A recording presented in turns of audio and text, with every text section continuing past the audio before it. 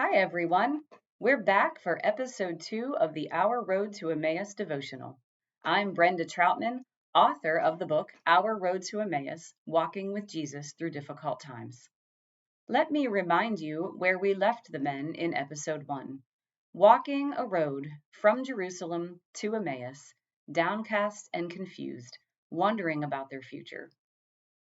But what I want you to see in these men today is that while all they could see is their struggle in the moment, they could not see the bigger picture that Jesus had in store for them. Jesus was going to show them through this struggle that he is exactly who he says he is, and he always does exactly what he says he'll do. Let's consider our own lives for a moment. You see, our lives are like the maps that you see when you go to shop in a large mall with the arrow that says you are here. The problem is the only thing we can see is you are here, the little dot where we are right now. We can't see the whole map. We can't see all of the roads that God has laid out for us. And we can't see how those roads intertwine and sometimes cross over with other people's roads for a much bigger purpose that God has. So let me encourage you today with the story from the book of Genesis of Joseph.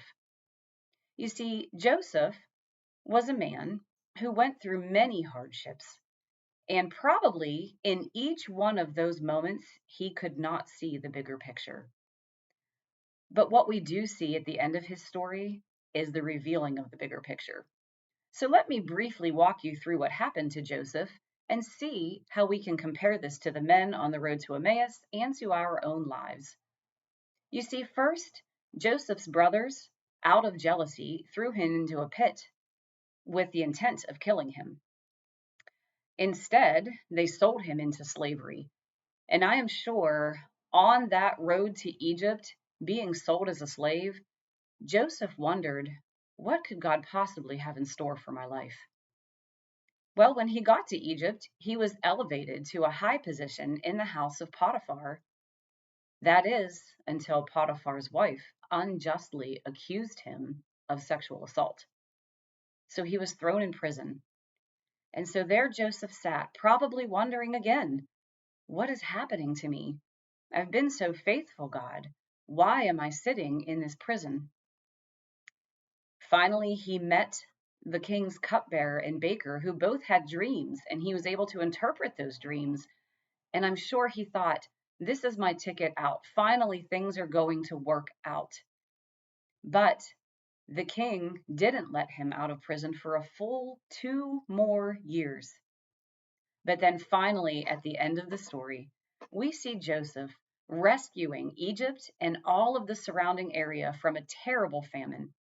And if none of these things had happened to Joseph, he would not have found himself in the position to fulfill God's plan. You see, all of those terrible things, being sold into slavery, being thrown in prison, I am sure at the moment felt to Joseph like the end of the road. Felt to Joseph like there wasn't any possible way God had a plan for him. But God had a plan the whole time. Let me read an excerpt from the book Our Road to Emmaus to you to show you what this perfect plan was. Consider this.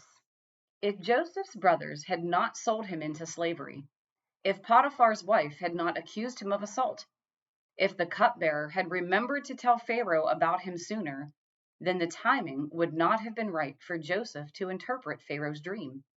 He wouldn't have made a plan to survive the upcoming famine, and the nation of Egypt and the surrounding areas wouldn't have been saved. And the timing would have been off for him to be reconciled with his family.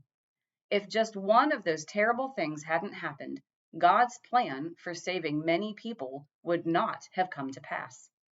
As each event unfolded in Joseph's life, it must have seemed hopeless to him at the moment. However, each event was significant in the big picture that couldn't be seen at the time. So you see, our lives, and especially those times where we feel downcast and confused, serve a much larger purpose, but we can't see that purpose in the moment. It is so important for us to take time to look back on events that have happened to us and to consider events that are happening to us right now and say, God, how are you using this? Father, please show me what this time in my life has to do with your bigger plan. Try to take your eyes off of the pothole that you find yourself in right now and ask God to show you the road that He has laid out for your life.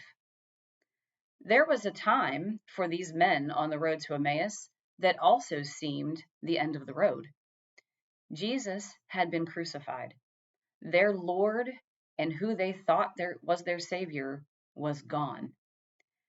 And they had to wonder if this really was the Messiah, if this really was God's perfect plan, why did He allow him to be killed? Why did He allow him to hang on a cross and be ridiculed and suffer? What they didn't know was there was a much bigger purpose, and that purpose was the salvation of the whole world.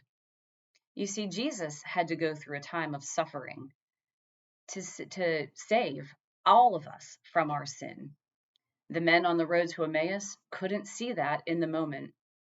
But when they finally did, and we'll see this in the coming episodes, there was nothing more glorious than knowing their Savior was alive.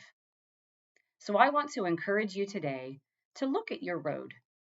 Try to get your eyes off of the pothole that you are in right now. Try to fix your eyes on Jesus and ask Him, where is this road leading? How can I serve you knowing that you have a bigger purpose for my life? And take comfort that even if He doesn't show you right away, there is a bigger purpose. So I encourage you, if you want to hear more of these devotionals, subscribe to my page, share with others, and if you want to look deeper into this study, you can get a copy of my book, Our Road to Emmaus, Walking with Jesus Through Difficult Times, on Amazon, barnesandnoble.com, walmart.com, or you can request it at any bookstore. Thanks for listening, and I hope to see you back for the next episode.